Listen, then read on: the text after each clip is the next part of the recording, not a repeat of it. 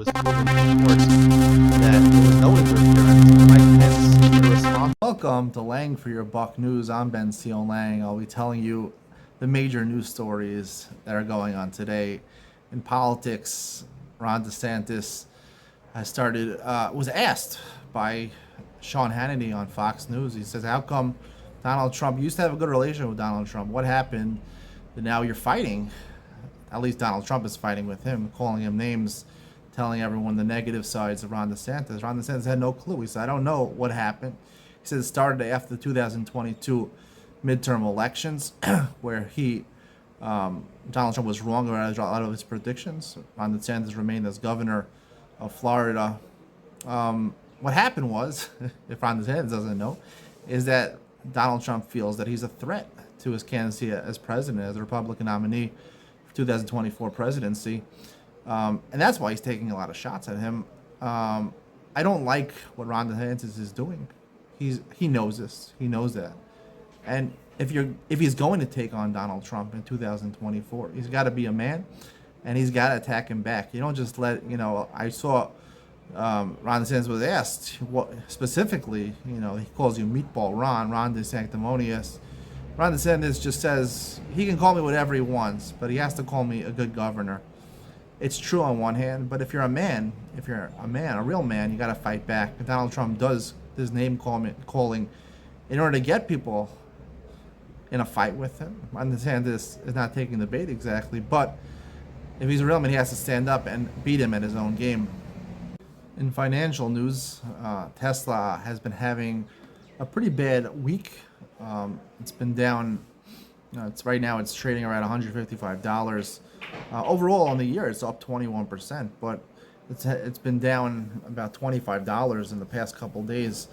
People are trying to understand. Obviously, part of it was a poor quarter one earnings report where they show that profitability is down because they're cutting prices on Teslas. Personally, I think that a lot of it has to do with the fact that their technology has not advanced at the rate that people would have hoped. And specifically, that's the autonomous driving feature, which keeps on being delayed and delayed for use. You see this in the stock Mobileye, which is a company that's solely devoted to developing artificial intelligence to help with autonomous driving. Their stock plunged 20% today, where they basically gave up their quarter one earnings. They said they can't predict anything for the next year because it's just so hard to get the technology to allow autonomous driving to proceed without government interference. I think that is really hurting Tesla and definitely Mobileye also. In sports news, Miami Heat knocked off the Milwaukee Bucks, an 8 seed, beat the 1 seed, the Milwaukee Bucks, in the first round of the NBA playoffs, 4-1, pretty decisive. Jimmy Butler was extraordinary, scored 56 points in the previous game, scored, I believe, another 40 last night. The key, obviously, what makes Miami Heat such a dangerous team, they were in the NBA Finals recently, a couple years ago. They were a Jimmy Butler three-pointer away from making the finals last year. What makes a team so dangerous, and you see this with the New York Knicks, that New York Knicks do not have the greatest players. They don't even have really a star player on their team. They're just built solidly. Everyone knows their role. They have a lot of good role players. They have Jalen Brunson and Julius Randle who could score when it's necessary. And you see that also with the Miami Heat. They're having that one star player with a lot of complementary good players. Bam Adebayo is a good center. They have a lot of good three-point shooters. So it's really about building a team to have success in the playoffs. It's not just about amassing superstars. Go ask the Brooklyn Nets. In entertainment news, Dwayne Johnson, The Rock, is being sued $3 billion. I don't believe the entire lawsuit is centered against him. It's by someone who is affiliated with wrestling, WWE Wrestling, who is actually being investigated on criminal charges by the state of Texas. She has filed a counter lawsuit against New York, Texas. Even Michael Jordan is listed in the lawsuit as a defendant, and Dwayne Johnson, for trying to kidnap her and her child. Dwayne Johnson is a pretty rich guy. I don't know if he's worth $3 billion. It just shows you that once you become rich and famous, specifically rich, people will take shots at you with lawsuits all the time. So as Andrew Tate said, once he became top G, one of the first things you gotta do is get a personal lawyer, because people will be knocking on your door with lawsuits.